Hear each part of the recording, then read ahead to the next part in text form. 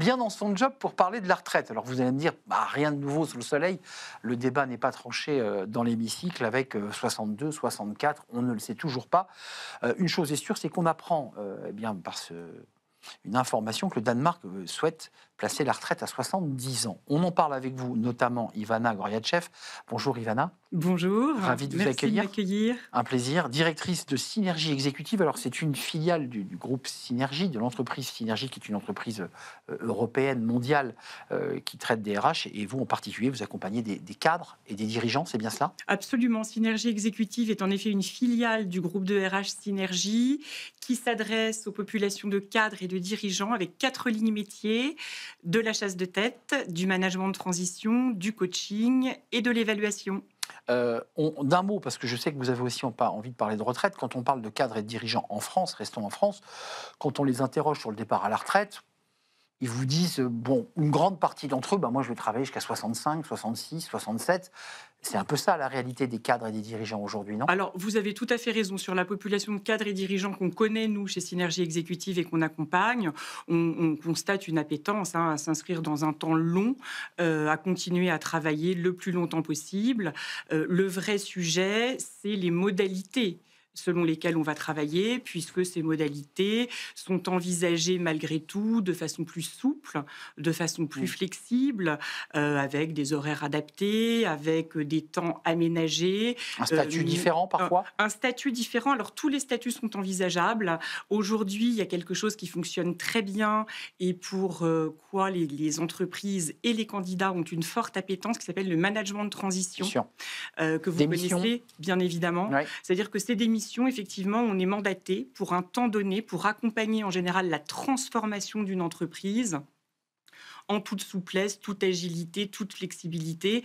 Et ce qu'apportent les seniors dans ce genre de contexte, c'est évidemment leur expérience, leurs compétences, leur motivation, leur intelligence comportementale, relationnelle. Donc, ce sont des éléments précieux au sein des entreprises.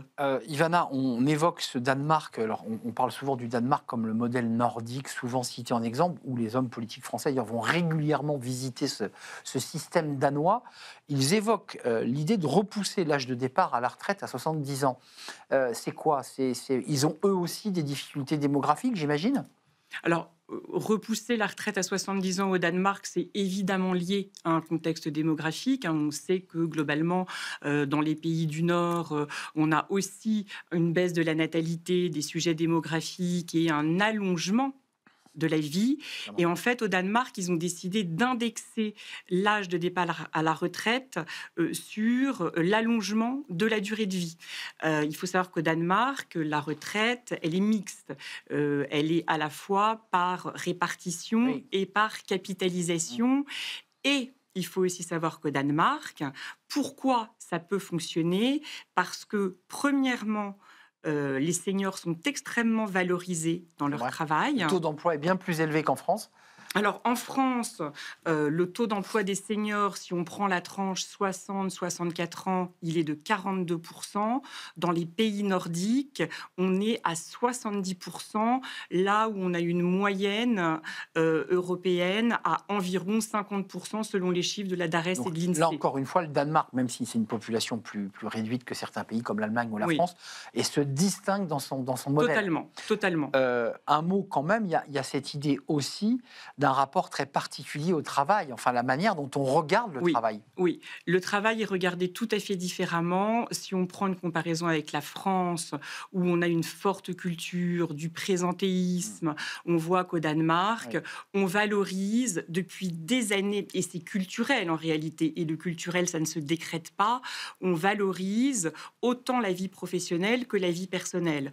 Au Danemark, on est encouragé à aller chercher ses enfants à l'école, c'est normal. On est encouragé à partir tôt du boulot si on veut aller faire du sport, si on veut passer du temps en famille.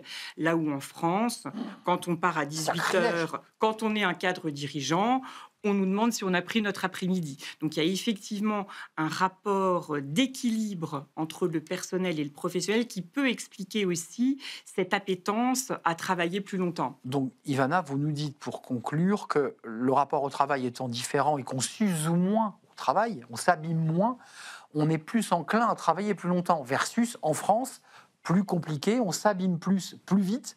Et donc, on a envie de quitter le marché plus vite. Est-ce que c'est une similitude qu'on peut faire? Je ne sais pas si on a envie de quitter le marché plus vite. On nous fait quitter. Je pense qu'il y a les deux. C'est-à-dire qu'en tout cas, chez les populations de cadres que nous, on connaît chez Synergie Exécutive et qu'on accompagne, on voit qu'il y a une appétence des cadres dirigeants à continuer à bosser, encore une fois, de façon plus souple, de façon flexible. Ce qu'on voit aussi, c'est la discrimination à l'embauche de la part des entreprises, notamment sur un critère qui peut être le critère de l'absentéisme. On a peur que les seniors soient plus absents que les autres typologies de salariés. Il y a un baromètre absentéisme qui vient de sortir, qui a été édité là chez Malakoff Médéric, qui nous montre que chez les jeunes, on a un taux d'absentéisme à 49%, là où sur le reste de la population salariée, on a un taux d'absentéisme à 42%. Donc on est enfermé dans des biais cognitifs et aujourd'hui... Et des clichés d'ailleurs. Et des clichés. Et des clichés. Les seniors sont plus souvent malades. Pas vrai. Et c'est faux. Enfin, en tout cas, s'ils sont malades, ils peuvent venir quand même au bureau si tant est qu'ils ne soient pas contagieux. On a potentiellement un autre sujet qui est le sujet de la rémunération. Il est bien évident que l'expérience, les compétences, ça se valorise, qu'au fur et à mesure d'une vie professionnelle, on en acquiert. Il est donc normal qu'un senior coûte plus cher qu'un junior. Pour autant, on a beaucoup moins de volatilité.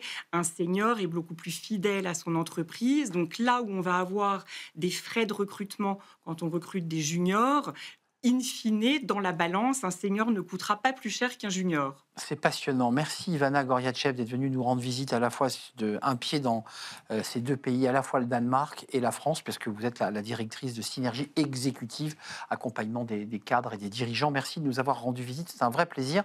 On tourne cette page et on s'intéresse au cercle RH pour s'intéresser aux risques psychosociaux. C'est un vrai sujet, les RPS, et on va s'y intéresser aussi à l'aune d'un document de la FIRPS sorti sur les conflits en entreprise. Ils coûtent très cher et ils impactent évidemment le mental des collaborateurs. On en parle avec la présidente justement de la FIRPS. C'est un grand entretien et c'est tout de suite.